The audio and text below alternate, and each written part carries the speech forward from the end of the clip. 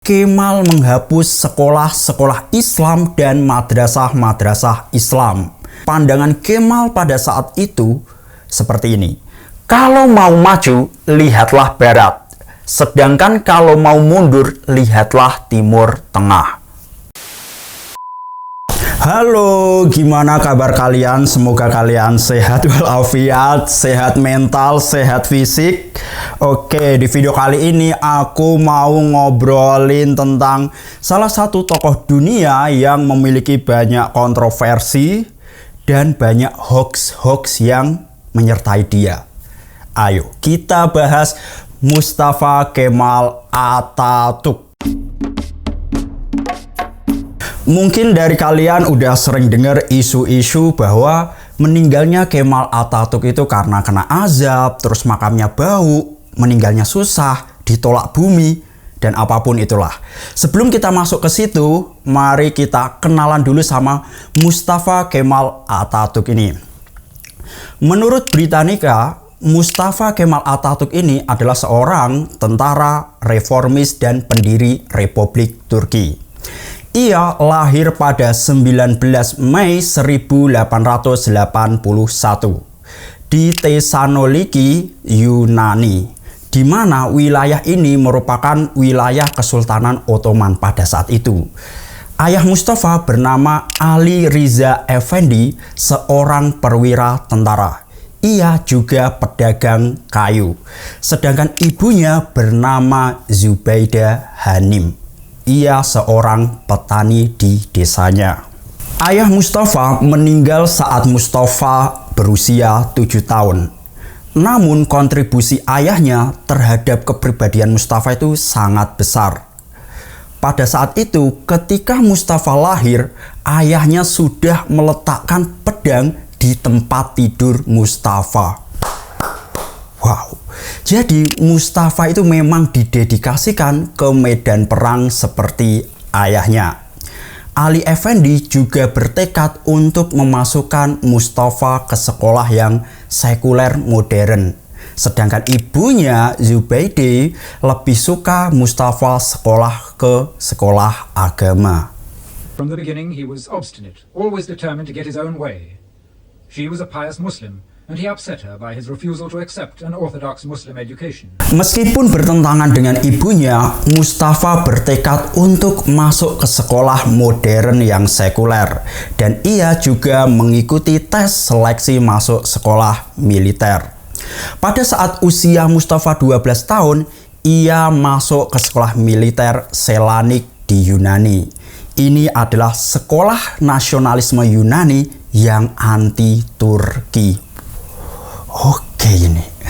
Dan disinilah Mustafa mendapatkan gelar Kemal, yang artinya kesempurnaan atau paling sempurna, dari guru matematikanya. Karena pada saat itu Kemal adalah salah satu siswa yang sangat cerdas dan pintar. Emang bakat Mustafa Kemal udah terlihat ini. Pada tahun 1895, Kemal melanjutkan sekolah di monastir, sekolah militer. Nah, di sini dia bertemu temannya yang bernama Ali Fuad. Nah, si Ali Fuad ini adalah seseorang yang nantinya akan membantu Kemal mengembangkan Republik Turki. Setelah lulus dari sekolah militer monastir pada tahun 1899, Kemal masuk ke War College di Istanbul. Nah, di sekolah ini Kemal bergabung dengan kelompok rahasia bernama Vatan ve Hurriyet. Artinya itu kebebasan dan tanah air. Di dalam kelompok ini berisi perwira-perwira yang menentang aktif Kesultanan Ottoman. Oke. Namun kelompok rahasia ini akhirnya ketahuan. Karena apa? Kemal terbukti terlibat menerbitkan koran yang menentang Kesultanan Ottoman. Meskipun demikian, Kemal lulus pada tahun 1902 dengan apa ya, kayak jabatan dengan apa Pak? Titel ya. Dengan titel letnan. Dan Kemal juga mendapat peringkat 10 dari 450 siswa lebih. Kayak 10 besar dia itu. Kemal emang pinter ya. Setelah lulus, Kemal ditempatkan di Damaskus dan pada tahun 1915 Kemal memimpin perang melawan pasukan Inggris dan Prancis. Singkat cerita, Kemal memenangkan peperangan ini dan berhasil mengusir Prancis dan Inggris dari tanah Turki. Karena kemenangan ini, pangkat Kemal naik menjadi jenderal dan Kemal juga mendapatkan gelar Pasha, gelar tertinggi untuk laki-laki Turki di Ottoman. Menurut catatan, Kemal juga satu-satunya jenderal yang menang melawan pasukan Rusia di front timur. Melawan Inggris menang, melawan Prancis menang, melawan Rusia menang. Akhirnya Kemal mendapatkan dukungan dari perwira-perwira militer. Modern Turkey, strong and stable, was created out of a dying Oriental despotism by one man, unique in history, Mustafa Kemal. Setelah Perang Dunia selesai pada tahun 1918, Kesultanan Ottoman menyerah kepada sekutu dan Sultan Mehmed menandatangani perjanjian Sevres, yang mana isi dari perjanjian Sevres adalah wilayah Turki sebagian besar akan dikuasai Barat. Nah, disinilah Kemal dan pendukungnya tidak setuju. Menurut Kemal, keputusan Sultan Mehmed bertentangan dengan nasionalisme Turki dan Sultan hanya sebagai boneka sekutu. Akhirnya Kemal menemui temannya yang tadi yaitu Ali Fuad dan Rauf untuk melakukan perlawanan dan mengembangkan nasionalisme atau gerakan nasionalisme di Anatolia. Kemal and his supporters commit themselves to creating an independent Turkish state, free of Western occupation. Gerakan perlawanan ini mendapatkan dukungan penuh dari rakyat-rakyat Turki. Bahkan rakyat-rakyat Turki ini rela memberikan harta bendanya tuh kayak cuma-cuma, kayak miskin gak apa-apa, yang penting Turki merdeka gitu kan. Nah, singkat cerita, Kemal dan pendukungnya berhasil mengusir sekutu dari Turki. Karena keberhasilan ini, Kemal berniat untuk menggulingkan Kesultanan Ottoman dan mendirikan pemerintahan tandingan di Ankara. With the winning of the war, he removes his uniform, never to wear it again. He is now granted dictatorial powers by the elected National Assembly. Dikutip dari Republic of Turkey Ministry of Culture and Tourism, pada tahun 1921 Mustafa Kemal mendirikan pemerintah tandingan di Ankara. Nah, di tahun selanjutnya pada 1 November 1922 Kesultanan Ottoman resmi dihapuskan. Dan tepat pada 29 Oktober 1923, Turki resmi menjadi republik dan Mustafa Kemal menjadi presiden pertama.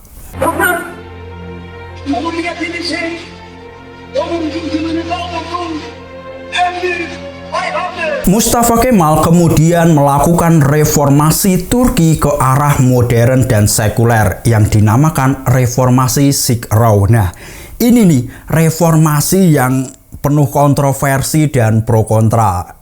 Menurut BBC, reformasi-reformasi yang dilakukan diantaranya: yang pertama, Kemal menghapus sekolah-sekolah Islam dan madrasah-madrasah Islam. Yang kedua, Kemal menghapus hukum Islam menjadi hukum Barat. Yang ketiga, Kemal menghapus alfabet Arab dan menggantinya menjadi alfabet Latin. Yang keempat, emansipasi wanita dan penghapusan poligami. Yang kelima, Kemal melarang penggunaan hijab pada wanita dan topi khas Turki pada laki-laki, menggantinya dengan penutup kepala khas Barat. Dan yang terakhir, Kemal mengubah Hagia Sophia menjadi museum dan mengganti lafaz azan dengan bahasa Turki. Keterlaluan juga sih, tapi oke, kita lanjut pembahasannya menurut orang-orang Turki itu sendiri. Atatürk, Türkiye'nin gerçek başkomutanıdır. Buraya gelmemizin yegane sebebi odur. Onun sayesinde buraya kadar geldik. Yaşayabiliyorsam, bu şekilde giyinebiliyor ve gezebiliyorsam onun sayesinde. O yüzden sonsuz saygıyla hatırlayacağımız en büyük insanlardan bir tanesi gelmiş geçmiş. Dalam waktu semalam, semua sistem Islam dan nilai-nilai Islam di Turki dihapuskan. Kenapa ini? Kemal kok bisa sebrutal ini melakukan modernisasi? Menurut BBC, pandangan Kemal pada saat itu seperti ini. Kalau mau maju, lihatlah barat. Sedangkan kalau mau mundur, lihatlah timur tengah. Oh gitu pandangan Kemal saat itu. Nah, modernisasi paksa ini menimbulkan ketegangan dan pemberontakan, ya pertumpahan darah lah. Pada tahun 1925, tepatnya bulan Februari, masyarakat Kurdi yang berada di Anatolia melakukan pemberontakan atas nama Islam. Dan butuh waktu sekitar 2 bulan untuk meredamkan pemberontakan ini. Terlepas dari reformasi yang kontroversi yang dilakukan Mustafa Kemal, nah, menurut Lalu Muhammad Iqbal, Dubes Turki yang dikutip dari detik.com, ia mengatakan seperti ini. Kalau tidak ada Mustafa Kemal yang memerdekakan Turki pada saat itu, tidak ada negeri Turki sebesar dan seluas sekarang. Karena pada saat itu, Kesultanan Ottoman diambang kehancuran dan banyak sekali praktek-praktek korupsi. Kita tidak akan pernah melihat negara Turki yang sekarang kalau Kemal tidak melakukan perlawanan. Tidak karena keputusan Ataturk pada saat itu, Mustafa Kemal, untuk memerdekakan Turki, maka Turki saat ini bukan Turki yang kita lihat saat ini. Oh, ini statement dari Dubes Turki, orang Indonesia yang bertahun-tahun tinggal di Turki dan tentunya tahu situasi dan kondisi sosial di sana. Karena keberhasilan Mustafa Kemal mendirikan Republik Turki pada tahun 1934, majelis memberikan nama Atatürk, Mustafa Kemal Atatürk, yang artinya Bapak Turki, Father of Turkey. Apakah dia kelompok Islam konservatif, semua menerima fakta bahwa Atatürk itulah pendiri Republik Turki. Setelah 15 tahun memerintah, pada 10 November 1938, Mustafa Kemal Atatürk meninggal. Dan Mustafa dimakamkan di Ankara. Nah, ini nih masuk ke kematian dan pemakaman Mustafa. Banyak isu-isu yang beredar, terutama di masyarakat kita, masyarakat Indonesia. Ada yang bilang makamnya bau, matinya kena azab, nggak diterima di bumi, dan macam-macam. Oke, kita bahas satu persatu. Mungkin dari kalian banyak yang mendengar, bahkan mempercayai kalau kematian Mustafa Kemal Atatürk karena azab dan jasadnya ditolak bumi. Jadi, isu-isu tersebut itu tidak valid. Kalian bisa cek sendiri di sumber manapun bahwa kematian Mustafa Kemal Atatürk itu karena sirosis hati yang terlambat terdeteksi.